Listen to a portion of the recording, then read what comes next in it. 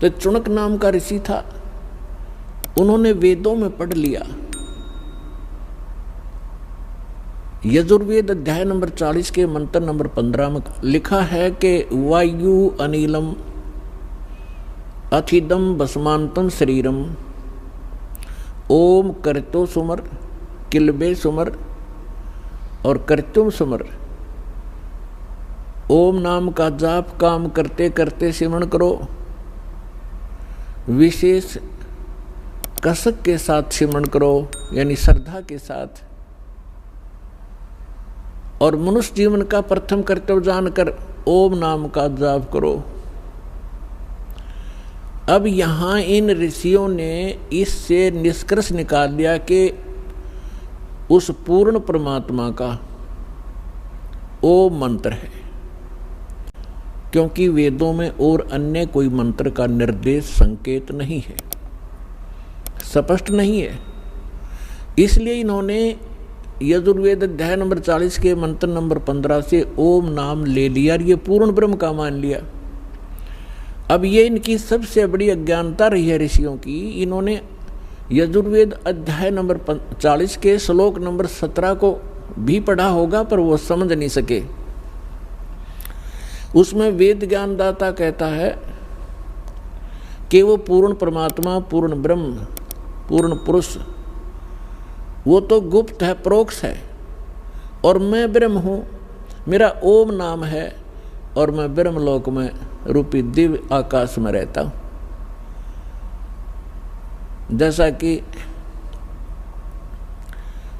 जैसे आसी के अंदर, ये शहर है आसी, वहाँ पर बोर्ड लगा हुआ है कि बरवाला 30 किलोमीटर। अब कोई अनजान व्यक्ति ये समझ बैठे कि इस बोर्ड पे लिखा बरवाला, और वहीं बैठ जाए थैला धर के कि आ गया बरवाला। उस पे लिखा है वो बरवाला तो आगे 30 किलोमीटर है। तो इसी प्रकार इन ऋषियों ने यजुर्वेद अध्याय नंबर 40 के मंत्र नंबर 15 से ये मान लिया कि ये पूर्ण परमात्मा का है, लेकिन उन्होंने आगे नहीं देखा कि 30 किलोमीटर और भी लिख रखा है। वो तो आगे है, वो तो हांसी तहसील है, हांसी शहर है। तो उसमें यजुर्वेद अध्याय नंबर 40 के श्लोक नंबर मंत्र नंबर 17 में स्पष्ट किया हुआ है कि वो परमात्मा तो गुप्त है और मैं ब्रह्म हूँ, मेरा ओम नाम है, मैं ब्रह्मलोक में रहता हूँ। और यजुर्वेद अध्याय नंबर 40 के श्लोक नंबर 10 में स्पष्ट किया हुआ है, वेद ज्ञानदाता कहता है कि कोई परमात्मा को शंभुहात बोलता है। शंभुहात माने जन्म लेता है, श्री राम और श्री कृष्ण के रूप में। और कोई असंभुहात कहते हैं कि वो कभी जन्म ही नहीं लेता, अजन्मा है, अदृश्य है, निराकार है, वो कभी जन्मता ही नहीं।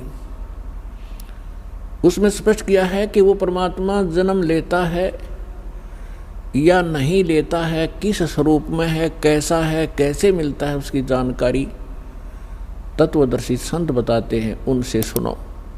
तो क्या ये इन्होंने संस्कृत तो पढ़ी थी ऋषियों ने, ये नहीं देखा कि वो फिर कोई और इनसे भी अलग कोई संत है, वो और ज्ञान है।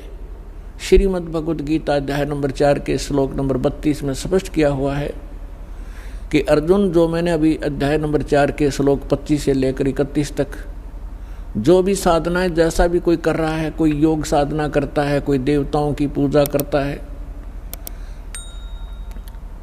कोई स्वाध्याय ही करता है, जैसे गीता का पाठ कर लिया, वेदों का कोई मंत्र जाप कर लिया, ये सब अपनी अपनी साधनाओं को पापनाशक जानते हैं। लेकिन चौथे अध्याय के 32वें श्लोक में किया है, कहा है कि इन यज्ञों की जानकारी, यज्ञ माने धार्मिक अनुष्ठानों की, सच्ची भक्ति की जानकारी सच्चिदानंद घन ब्रह्म ने अपने मुख कमल से बोली है, वो वाणी उसके अंदर विस्तार के साथ कही गई है, वो तत्व ज्ञान है। यहाँ इन अनुवादकर्ताओं ने, गीता अनुवादकों ने एक बहुत भारी भूल कर रखी है। गीता अध्याय नंबर 4 के श्लोक नंबर 32 में एक ब्रह्मणे मुखे शब्द है, यहाँ इन्होंने ब्रह्मण्य का अर्थ कर दिया वेद की वाणी, ब्रह्मण्य मुखे। वेद की वाणी तो गीता ज्ञानदाता वेदों वाला सारांश तो बोल ही रहा है, वेद की वाणी कहाँ रही? और वेद खुद कहते हैं उसमें वो कोई और संत है और ही ज्ञान बतावेगा, उससे सुनो। तो उसमें बताया है कि वो ब्रह्मण्य मुखे का अर्थ है, ब्रह्मण्य माने सच्चिदानंद घन ब्रह्म, यानी परम अक्षर ब्रह्म पूर्ण परमात्मा इस धरती पर आते हैं अपने मुख कमल से, स्वयं ही वो यथार्थ ज्ञान अपने द्वारा रची हुई सृष्टि को सही सही बताते हैं और यथार्थ साधना धार्मिक अनुष्ठानों की जानकारी भी वो स्वयं ही बताते हैं, बोल बोल के सुनाते हैं।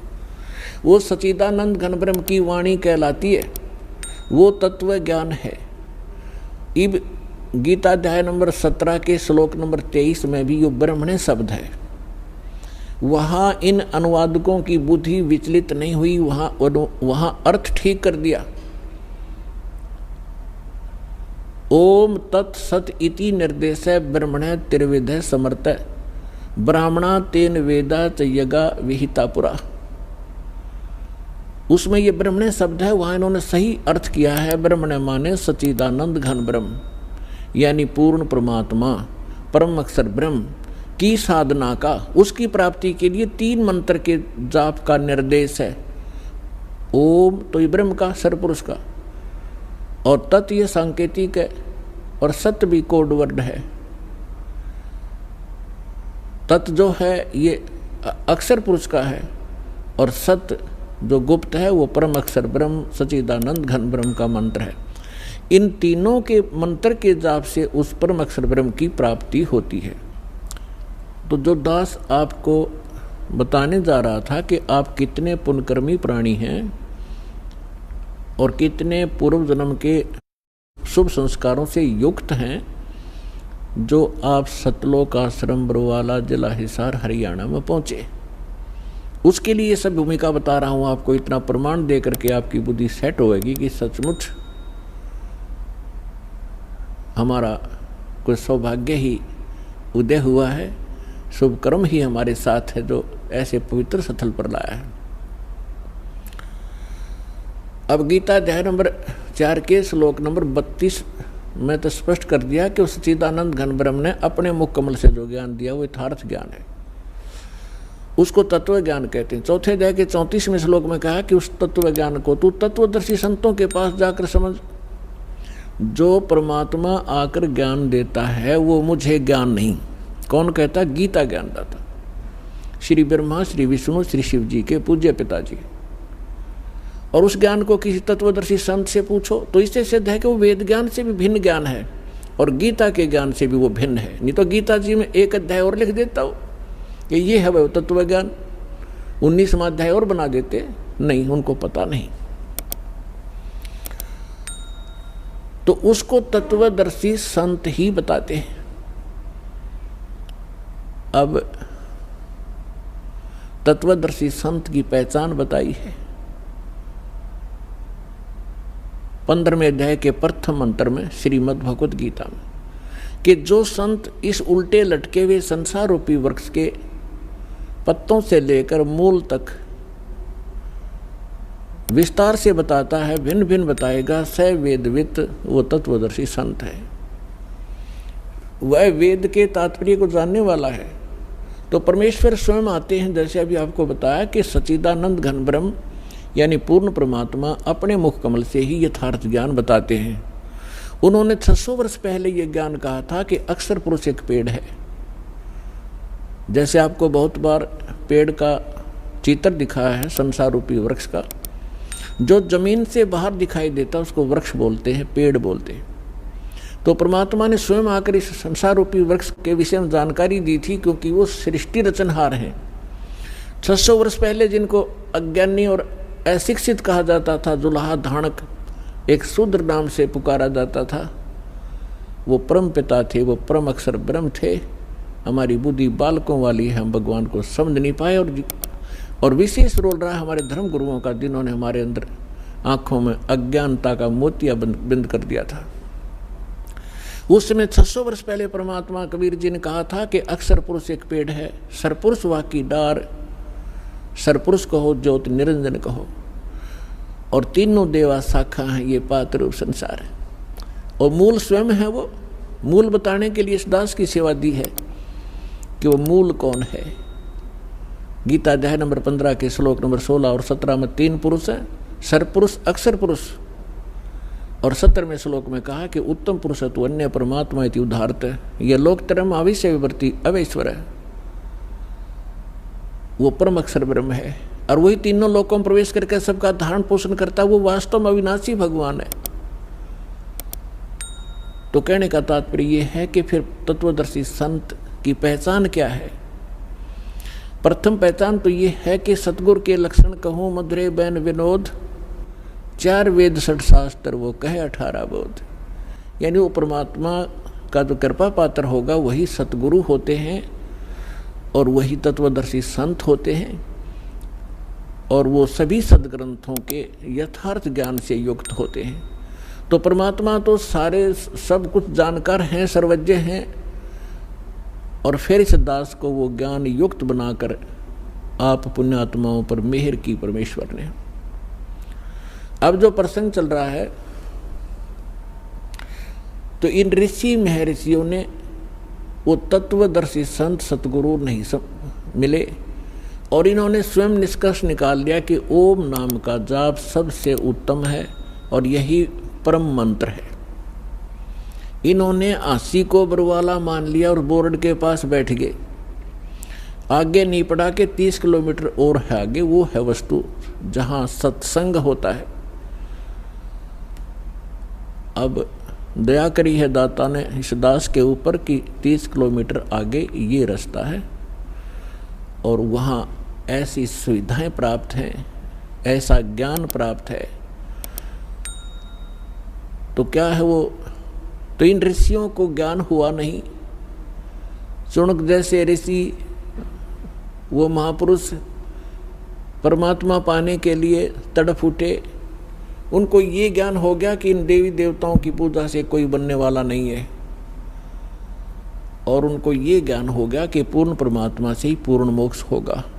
उनका दुर्भाग्य था कि उनको तत्वदर्शी संत ना मिलने से उन्होंने ब्रह्म को और उसके ओम नाम को सुप्रीम गॉड मान लिया और श्रेष्ठ परम मंत्र मान लिया। ओम नाम का जाप, वेदों के अंदर ओम नाम के अतिरिक्त कोई मंत्र नहीं है। श्रीमद् भगवत गीता में भी ओम के अतिरिक्त कोई मंत्र नहीं है। जितने भी ये पुराण हैं ये गॉड गिवन नहीं है, ये ऋषि महर्षियों के अपने अनुभव हैं। जैसा उन्होंने परमात्मा को जाना, जैसे उन्होंने डले डोए, वो अनुभव उसमें लिख रखा है। लेकिन जो वेद से नहीं मेल खाता वो व्यर्थ है।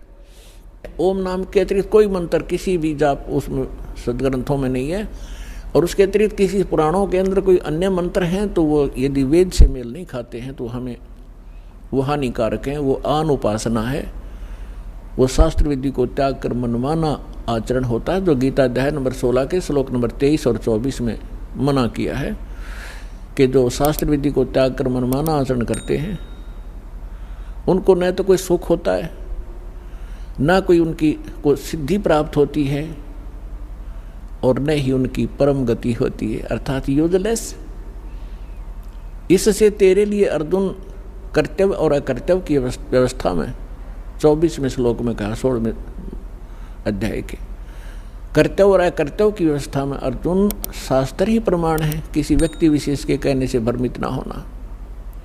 तो पुण्यात्माओं, दास वो साधना आपको दे रहा है जो हमारे सदग्रंथ गवाह हैं जिनके, और उसी से मोक्ष संभव है। और इसके साथ साथ जिन महापुरुषों का मोक्ष हुआ उन्होंने कौन से मंत्र, कौन सी साधना की, वो भी रूबरू कर रहा हूँ, जिससे आपको दृढ़ विश्वास हो और आप अपना आसानी से कल्याण करा सकें। क्योंकि हम साधना बहुत की आपने, आज के नहीं हो, आपने सतयुग त्रेता द्वापर में भी बहुत गने तप, बहुत गने जप, इन नकली मंत्रों के और हठ योग किए हैं। परमात्मा के बिना ये आत्मा उसी दिन से तड़फ उठी थी जिस दिन से उससे बिछुड़ कर आई थी, क्योंकि जो सुख सतलोक के अंदर था इसको यहाँ कहीं प्राप्त नहीं हुआ। राजा बनकर देख लिया, रंग अपने आप ही बन जाता है। और फिर सेठ साहूकार बनकर भी देख लिया है, वो सुख नहीं मिला। क्योंकि जो सुख है वो इस 21 ब्रह्मांड में उसका नाम निशान नहीं है। जिस सुख की हम खोज कर रहे हैं वो सुख वहाँ मिलेगा जहाँ वो सुख है, सतलोक के अंदर। अब कोई खल की बोरी में और खांड का टेस्ट ढूंढ रहा है तो चेक आखिरी तक खोज लिए, उसकी तली तक भी खड़ ही मिलेगी। इसी प्रकार बोरी, जो खांड की बोरी, बूरा की बोरी के अंदर आप पहुंचोगे तो कहीं से भी निकाल लेना, मीठी ही मीठी होगी। इसी प्रकार सतलोक एक सुख सागर है, जहां आप पहले रहा करते थे। वह मृत्यु नहीं, वह वृद्ध अवस्था नहीं, वो जंत्र, ये नाड़ी तंत्र से बना हुआ वहाँ का शरीर नहीं, बहुत सुंदर एक तत्व से बना हुआ नूरी शरीर आपका होगा। सदा युवा रहोगे, मृत्यु नहीं होती, परिवार ज्यों का त्यों होगा, उसकी डुप्लीकेट ज्यों की तो नकल है ये सृष्टि यहाँ की। लेकिन ये मिट्टी से बने हुए खिलौने हैं, वो अजर व अमर शरीर प्राप्त होंगे आपको। और आप ऐसे ही प्राप्त थे पहले, अपनी गलती से हम यहाँ फंस गए। अब आपको पता चलेगा कि हम कैसे फंसे, जैसे सृष्टि रचना में दास आपको सुनाता है, जो परमेश्वर ने स्वयं आकर हमें यहाँ सुनाई और बताई।